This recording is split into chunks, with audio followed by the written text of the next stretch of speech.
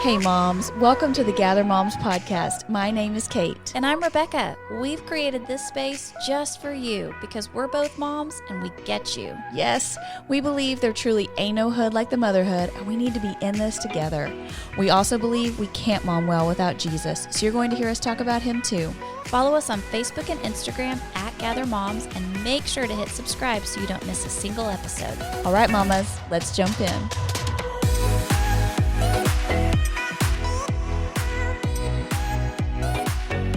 Hey moms, welcome to episode 32 of the Gather Moms podcast, where we are talking all things home. And today, we're not talking about a room in your home in particular, which we didn't do last episode either. Do you remember when did we talk about a room last? You know, the front door. The front door! Have we made it to another room? Oh, the little people's room. We did. So we have a bedroom and a front door. Hey, listen. Stellar. Y'all got a long way to go with us, but that's okay because every week it's something new. We're in the house. We're in the house. Necessarily taking the path that we initially envisioned, right? Yeah, I was thinking back to our promo and I was like, are we actually doing what we said we were going to do? Okay, so for those that are hanging with us, maybe next time we'll do an actual room. The dining room, the kitchen. The last episode with Christina, I feel like we could potentially call that the office because we're talking about productivity. Yes. You know, but she also but just had I don't think we even mentioned the word office in that one. Thanks for loving us anyway, guys. Because today we are not talking about a particular room, but something that you may find throughout your home and something I love in particular and Rebecca feels so about. Definitely so. And that is houseplants. It's got it in the name. Yeah. Can we call them home plants? Okay. Sure. But, we're in the house. Yes. And we're talking about houseplants. Yes. Because houseplants are a thing. They are a thing now. Not a fake thing. A real thing. A real houseplant. Like a thing. Oh, yeah. They need to be real. They need to be real. Okay. I got some fake ones in my house. Do you really? Do you remember, back in the day when the artificial ficus, is it called a ficus tree? Yeah. That was the thing to have in your house. I'm pretty sure in our first apartment, we had the Papazon chair, which we've discussed was the incorrect purchase with the gift cards from the wedding. And we had a ficus tree. The ficus was a thing. Did you have one? I did not ever have a ficus. Oh, we did. Jeremy had one in his office. Yes. And see, that's where I'm confused. I think they were supposed to be in the office, but we bought it for our home. This is my bad if somebody is feeling this, but I think this is part of my upbringing, but I kind of give a side eye to fake plants. I'm not into it. I think they're weird. Hey, your wreath on your front door is fake. I know. And I have some things in vases around my house that are fake. And when some of my family comes, I think it's part of our family culture of you we move those so they don't see them? No, but I just kind of know that they're judging me for my fake things. Yeah. That is so funny. My fake floral things. Yeah. That is so funny because I just feel like fake plants in your house is everybody has it. I know. Peer pressure. Go get one. Yeah. That little spring arrangement from Hobby Lobby to put on your dining room table with fake tulips. Well, you have to have them, right? It spruces up the place. So how many plants do you have in your house, do you think? Maybe. Real one first. How many real plants do you have? Maybe 2. Okay. 3. I have 3. Okay. 2 Christmas cactuses. Okay. I love that. Which still have not bloomed. Come on, Christmas somebody cactus. gave us a Christmas cactus this year, and it bloomed, and it was so pretty. And now it's doing really well still. So I don't know if it'll bloom again next year Okay, or what. well, we're hoping. I'm still, loving it. Okay. Actually, what's funny is that the person that gave it to me gave it in one of those foil wrappers. You know how the plant comes in a foil wrapper? And this week, I'm not even kidding. I didn't even know we were talking about this. Greg was like, I'm done with the foil wrapper. We've had it for 2 years in the foil wrapper. And I feel like the reason it's not blooming is because it's wondering if you're going to keep it. Yes. So he went and bought a real pot. We replanted the Christmas cactus, and it is officially a part of the Bradford home. Wow. That's a big deal. And he really was standing there going, okay, buddy, you have your own pot now. Yes. So you are can part do of the it. family. Yes. Isn't that funny? Okay, but that's so okay. I love the language that you're using because I do think that the plants become a part of the family. Oh, no. Excuse me. Greg and I are on the same page on this. Y'all want to for talk sure. to your plants together? Yes. Okay, how many fake plants do you think you have? Definitely one. Okay. I think just one. Okay. Yeah. That's good, right? That's not overkill. No, that's not Okay. overkill. Yeah. Okay.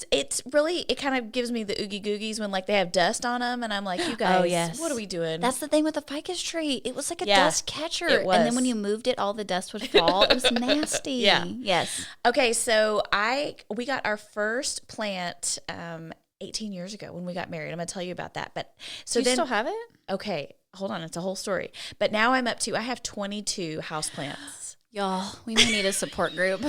Is there a group out there for those who have too many houseplants? Well, and so we're going to circle back to that because I think I'm at the point where it's like, okay, this is enough. You know, you have 3 children. Yes. And 22 houseplants. Correct. Yeah. Okay. So we got this first plant when we got married. My friend Melissa had worked in a floral shop. She loved plants and stuff like that. So when she came to visit Jeremy and I, when we were like newly married, and she came to our new house, she bought us a plant. Oh, a housewarming gift. I love that. Yes. And anyway, I was like, oh, I don't know anything about houseplants, you know.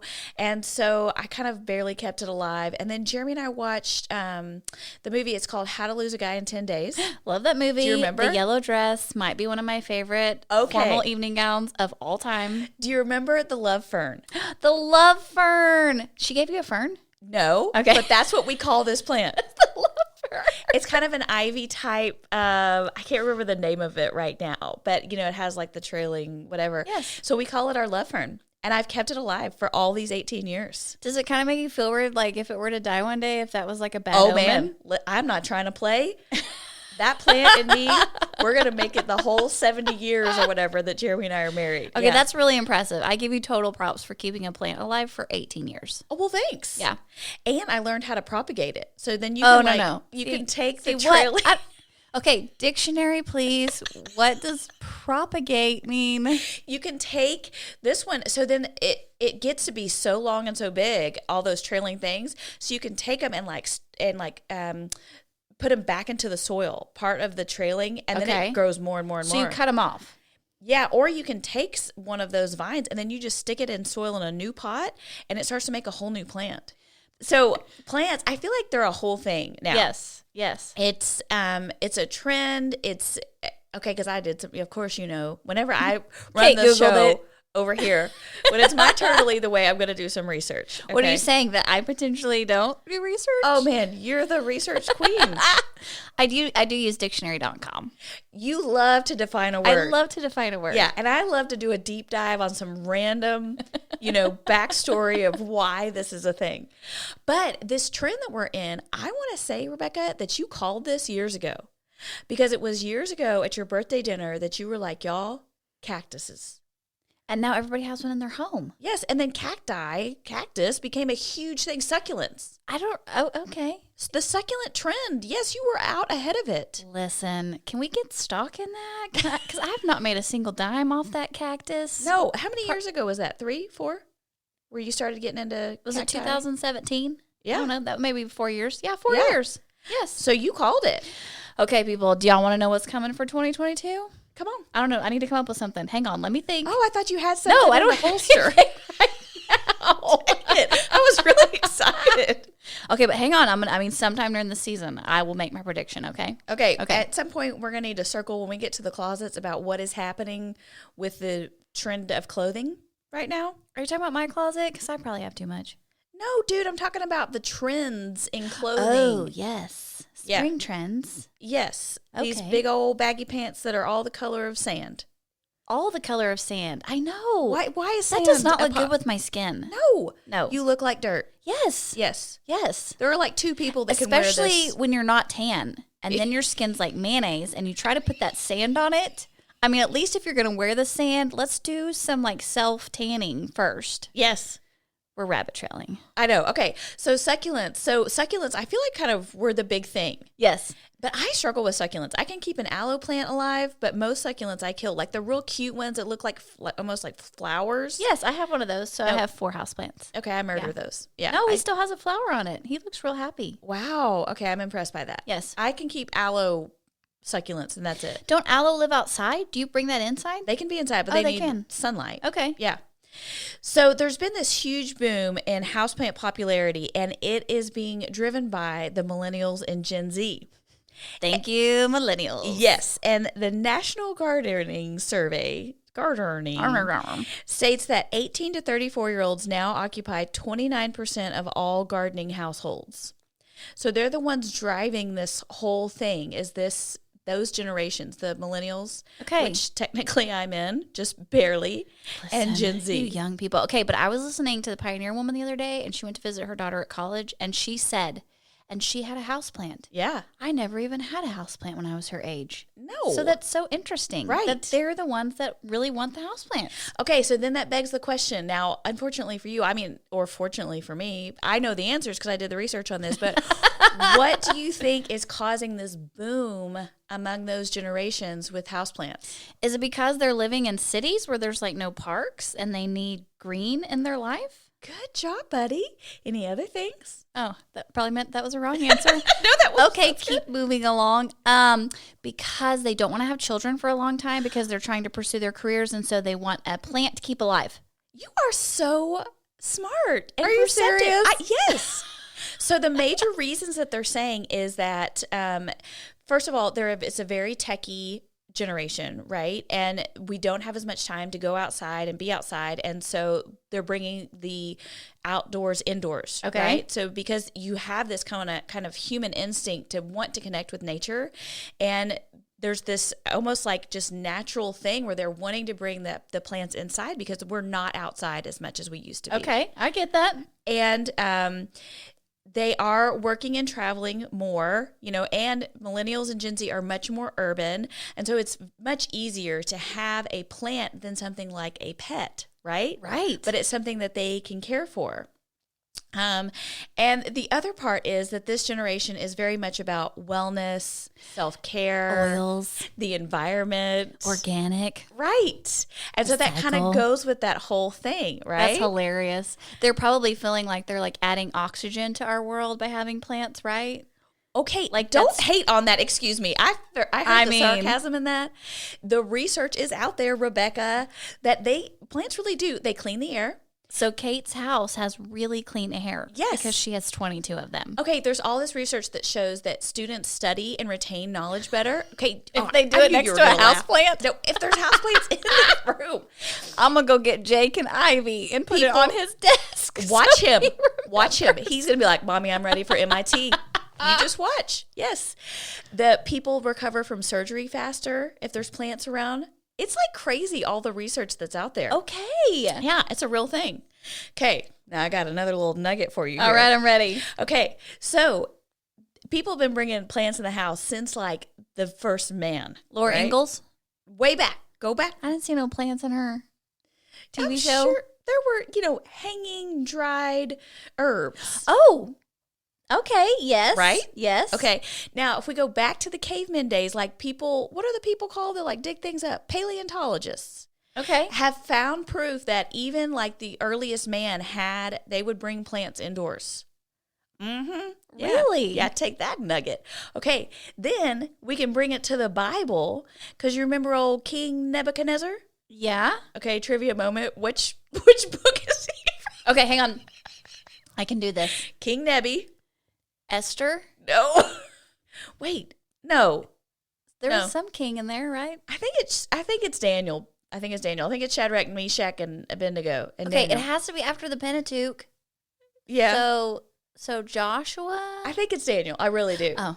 I really do. I think it's Daniel. People. I was way off. But so it says that that was around 600 BC, and that King Nebuchadnezzar started the Hanging Gardens of Babylon. Okay, I do remember hearing this. Yes. And he did that for his wife, who was from an area like Assyria or Persia, and she loved greenery from her homeland, and there wasn't anywhere she was. So he created this very ornate Hanging Gardens of Babylon for her.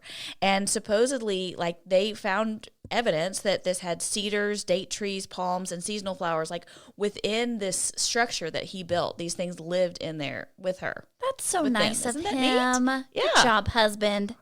So, and then the other thing is that the houseplants went on a major rise then during the pandemic, with people not being able to get outside. You know what was open during the pandemic? Lowe's and Home Depot. Everybody said, garden department, here I come. Oh my goodness. And so many people, like the rise, there was 30% of people bought a houseplant for the first time in the pandemic. Like 30% of the plants that were bought were new time. That was the first time people bought a houseplant because they were like, okay.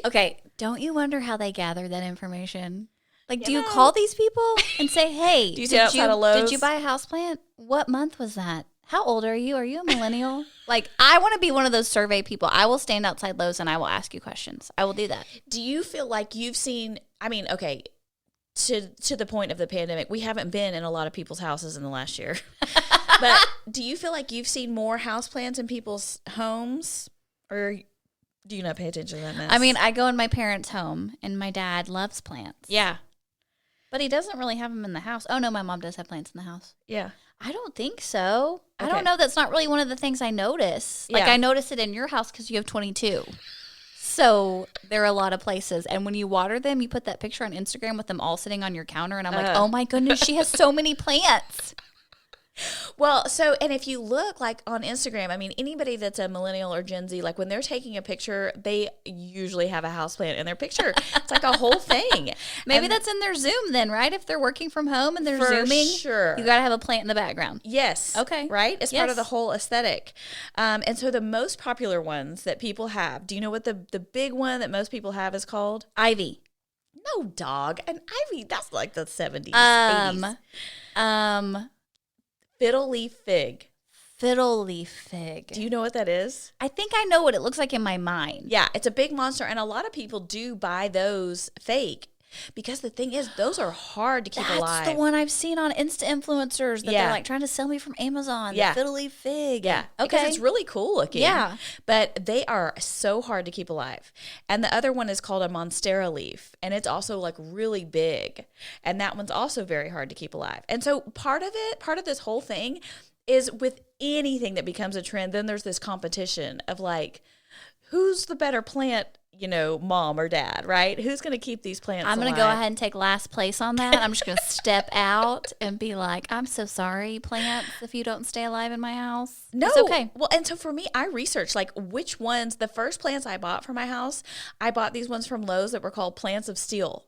Because I wanted something that was not going to die easily. I'm going to need all of our listeners that research houseplants before they purchase one to raise their hand on social media. Okay? So many people just raise their hand. You cannot even believe it. Because you research them. Yes, because I wanted to know, like, what plants. I want plants here. So we redid our house. I think this is the other reason for the trend, is that a lot of people, we've kind of gone to the grays and the whites. Yes. And we sucked a lot of the color out. Yes. And so then you go, okay, wait, I need some color. And plants are kind of like, oh, this is a nice way to add color in, right. So for me, the snake plant, the ZZ plant, some aloe vera, are some easy things that you can add in that do not require much care and add some color and clean your air.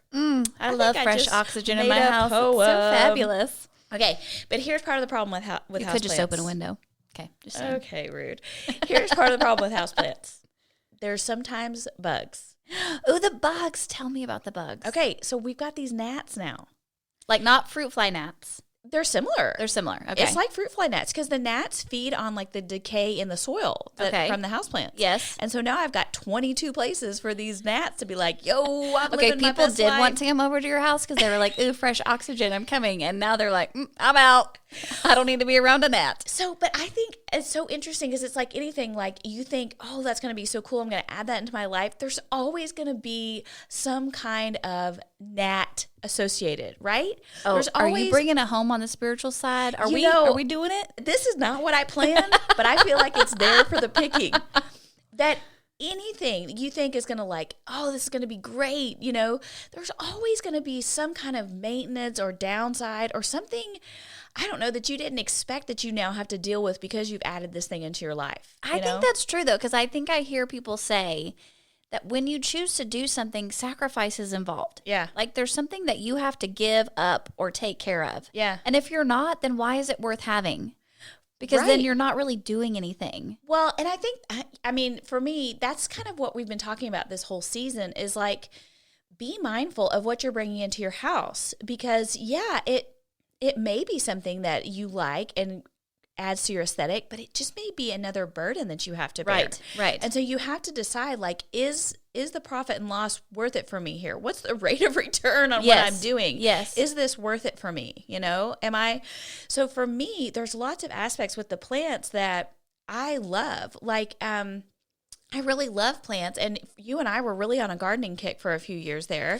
Oh, bless those days when we thought we were going to have like homemade salsa every night at dinner. I know, but it got to the point where it became so hard to maintain. And in Texas, we have these summers that are just killer. Yes. And so having indoor plants for me is a way to kind of, I don't know, get to enjoy some of the same stuff that I liked about my garden, but I'm not having to go outside in the heat. Kate is not about going out in that heat to water them plants. And so with the gnats, that has been something. Jeremy was already kind of like giving me the side eye about all these plants. He's like, I don't know what we're doing with all these plants. And then the gnats came around and he's like, these are all about to go. I'm going to tell you right now, because he's laying in the bed and he's like swatting a gnat, and he's like, do you have a plant sitting next to your bed? I have 2 in my room. And then there's like 5 in the bathroom right there. You have 5 in your bathroom? Well, that's where your big window is. Yes. Okay. That's like my terrarium. It's very lovely. Oh my gosh. Would you like to bathe in the terrarium? Oh, it's very pleasant. It's like going to a spa because there's all these plants and it feels very fertile and lovely. But they're about to make a baby. Then I had to start figuring out, like, what am I going to do about these gnats? Because for a while we just swatted them. And this is another, hang on to this, because I think we're going to come back around this spiritually. But I think for a while we just swatted at the gnats. Oh, I feel it. And it was a pain. Mm-hmm. And then I had to be like, okay, I've got to get intentional and figure this out. Holy Spirit speaking truth right here. I am hearing it. And so on the very practical level, y'all got to get you some neem oil and spray it in your plants. On the spiritual level, what are the gnats that are flying around in your house that you've just been putting up with that you need to strategically go, okay, that's enough. You're not welcome here and you need to go. So we're talking to the plants and now we're talking to the gnats. Listen, you learn so much from plants. I agree with that. I will say, like, as I read scripture and you see the way that God weaves story into scripture, the things that he continually uses as illustrations, so much of it is involved with nature. It's agrarian, and there's so many beautiful truths in scripture about plants and growth and maintaining and keeping it going. And so I agree with you. I think there really is so much truth in that. And maybe it's because we're believers and we're like, we want this nature, we want this God's creation to be all around us. For sure. And so bring on the houseplants. Jesus would have had houseplants. I'm going to tell you right now. He's sitting in his mansion in heaven. He's like, this is my ficus. This is the Bible says that he got a mansion for you. So I'm pretty sure he's already decked out your mansion with houseplants. Oh my gosh. Yeah, you got them. I cannot wait. There's cheese balls in mine, but you got houseplants in yours. So one of the things that's so interesting about houseplants is that the easiest way to kill them is overwatering. Right, which is like, you think, oh, you look sad, I should water you. Right. Yeah, but that's how most people kill their plants, is they give them too much water, right? And, I think about our houseplants, and there's so many things that we could talk about, but I think the thing I wanted to hone in on is how our plants are like our children. And we can, just like with them, there are little things that are gnats in their own lives. There are areas where we overwater, and why are we doing that? And, the Bible actually talks about our children being like plants. Do tell. Well, and you know about this because we wrote a whole book on it. And I'll tell the moms more about that at the end in case they want to get homegrown. But we loved this scripture. This comes from 1 Corinthians 3, 5 through 9. I'm going to read you the whole thing, then we'll kind of circle back to why this matters here. So this is Paul talking, and he is coming after the Corinthian people because they're disgruntled because there's another guy named Apollos that's also sharing the gospel. And the Corinthians had originally received the gospel from Paul, and they're saying, this Apollos guy shouldn't be here. And so he's responding to them, and he says, what after all is Apollos, and what is Paul? Only servants through whom you came to believe, as the Lord has assigned to each his task. So here we go. This is where it hits home for us. I planted the seed, Apollos watered, but God has been making it grow. So neither the one who plants nor the one who waters is anything, but only God who makes things grow. And I see that so much in parenting, right? Mm-hmm. Our job as mamas, we get to plant the seed and we get to water it, but it's God who makes the growth. Yes, right? Yes. And I think I was just talking to another mom about this the other day, that so much of some of the things that are in my children, I didn't actually plant there. Yeah. Like it's their experiences, it's their teachers at school. It was an Apollos. It was a lady at church that loved them in the nursery. It was their grandmother. It was other people in their life. Yes. That I'm so thankful for them because they planted a seed in them. Yes, that's right. And my favorite thing about my plants is when I see a new leaf emerging, it starts to barely shoot up and it's all furled up in a curl, and then it slowly begins to unfurl and I watch it get bigger and grow. And that is the only part of the plant I have no control over. Right. I can't make that plant grow. Right? Right. I can help make sure it has a good environment. I can help make sure it has all the things that it needs. Right. I can nurture it, but I can't make it grow. I have no power to I can't pull on it and make a new leaf shoot up. I can't be real sweet to it and coax a new flower out. I can't. All that is God's part, right? Yes. That's the God magic in the plants. Yes. And it's the same way with our kiddos. We can plant seeds and we can water, but it's God who makes the growth, Yes. But we want to so often coax out the growth. We want to pull out what we want to be seeing in them, but we don't actually have any control over that. We are impatient people, and I think so many of our guests this season have talked about that as a mama, you have to be patient with your children, that you cannot force behaviors on them, you cannot force growth on them, that really we are used by God to nurture that out of them, just like you said, to give them the right environment, the right nutrients, but then to trust that when I can't see anything happening in them, that the Holy Spirit is doing something on the inside. Right.